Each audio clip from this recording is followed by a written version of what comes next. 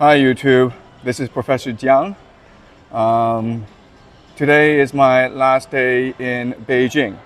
Tomorrow morning I board a flight with my two boys for Toronto, Canada. That's where that's where I grew up. My parents are there. So it's really the first time my kids are seeing their grandparents, and everyone's really excited about it. This morning my wife and I we sent our three kids to kindergarten. Then we went to the hospital so that I could do some blood work. I have high blood pressure. I turn 50 next year, so my wife is very anxious about my health. And then after the hospital, I checked the news, and Israel is attacking Iran. So in my previous videos have said that this would happen, but I am surprised by the accelerated timeline. It seems we're headed towards World War III far faster and far harder than I could ever imagine. Like everyone else, I'm just praying and hoping that things turn out for the best, but also preparing for the worst. So this is really the first time that I've had a chance to talk directly to you guys. So let me tell you about myself, why I'm teaching this course, and what my plans are for the future of this class. So I was born in China in 1976. But when I was 6, my family and I immigrated to Toronto, Canada. And my family was poor, but I worked really hard. I got a full scholarship to go to Yale University. And I was really thankful to my teachers and the opportunity to empower myself for education. So after I graduated from Yale with a degree in English literature, I returned to China, and I've been ever since, working in education, doing everything I could possibly do in order to promote education reform in China. And I've worked various capacities. I've obviously worked as an English teacher, but I've also worked as a principal, curriculum director, a teacher trainer. I've worked in all levels of education in China: kindergarten, primary school, junior high, high school, university as well. 3 years ago, I got hired at this school that I'm at now, a private school in Beijing that helps students go abroad. And I first came in actually as a curriculum director, overseeing the humanities curriculum at the school, which is what I specialize in. But the school needed teachers because of COVID. It was really hard to recruit teachers back then. So I was teaching AP English. And it was my first time teaching advanced placement English. I really didn't know what I was doing, so I just thought that we would just read a lot of books. So the kids and we read Julius Caesar, Paradise Lost, Virginia Woolf, Dante Divine Comedy, the Iliad, and the kids loved it, and I loved teaching it. So in the second year, I built a great books program at the school. And again, it was extremely successful. We read the Iliad, the Odyssey, the Ennead, the Bible, the Divine Comedy, and the kids loved it. But while teaching it, I recognized there was a problem. And the problem was the kids, being Chinese, had absolutely no historical context to work with. So this year, I started to develop a new program, which is the program that you've been experiencing for the last 60 classes. My goal this year was to teach the entirety of human history from the Ice Age up until the American Empire, which is what I taught yesterday. And again, it's been great for the kids. And it's been great for me because it's really offered me an opportunity to think very deeply about history. Specifically, it's given me an opportunity to think about the possibilities of history. And over the course of teaching this course, I've decided that I want to create a new intellectual movement, a new sort of history, and I call it predictive history. And the idea is that in the future, I hope that history is able to accomplish 3 major goals. The first goal is to connect the events of the past into a coherent story. Second is to help us understand, explain the present. And the third goal is to be able to predict the future. And I think that if what we teach accomplishes all three goals, then it must be true history. And I think if we have true history, then we, humanity, the world, can better organize, can better control our future. And that's my ambition. As you can imagine, I was deeply inspired by the works of Isaac Asimov. As a young boy growing up in Toronto, Canada, I didn't have that many friends, but I read a lot of books.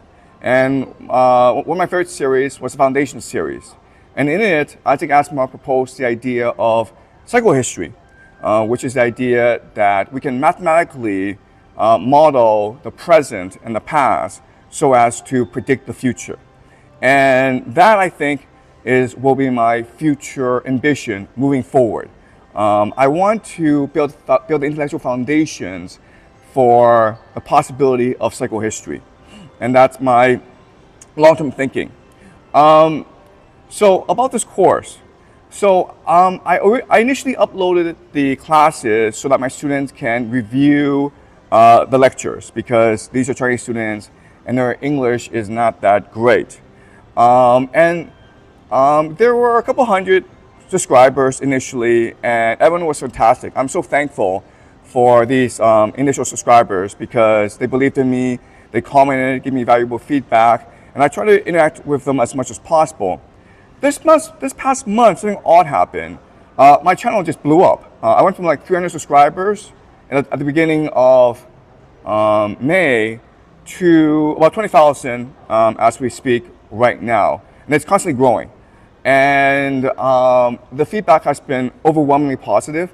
So thank you so much for subscribing, for liking, for commenting. I try to read every comment, but as you can imagine, there's just so many comments. And I would like to respond to every one of them. But again, there's so much going on in my life. I have 3 young kids that I have to take care of with my wife. I also have to prep for classes. And because I have 3 young kids, I've been sick a lot. It's allergy season in China. COVID's still going strong. So I'm just trying my best right now to take care of my kids. So my apologies if I don't respond. I will try to respond over the summer. But again, I'm so thankful for all the support, all the positive feedback that I've received recently. So I finished teaching the course yesterday. 60 classes covering the entire span of human history. And a lot of you are curious as to what the plans are moving forward. Well, tomorrow I'm going back to Toronto to rest, recuperate, relax. The summer is also a really good time for me to reflect on what I've taught and how I can improve the course. I'll also be doing a lot of reading. Some of you have suggested Emmanuel Todd, which I will go into deeply this summer. I'll also look at Oswald Spengler very carefully. Some of you have commented that I'm very weak in terms of philosophy.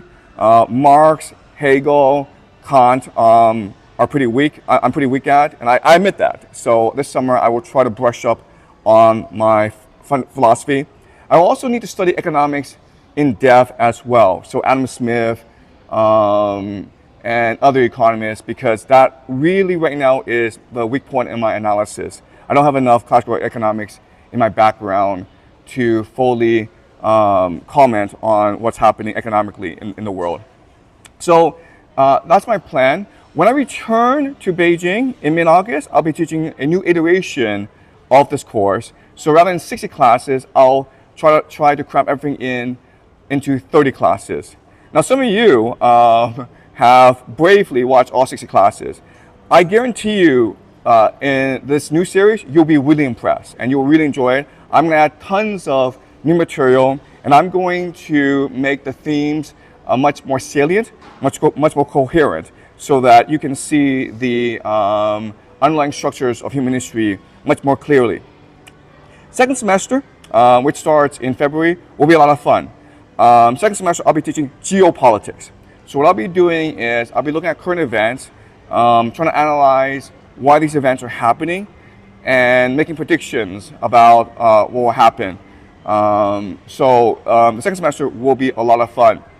Some of you are really enjoying this channel, and I'm so grateful that you are.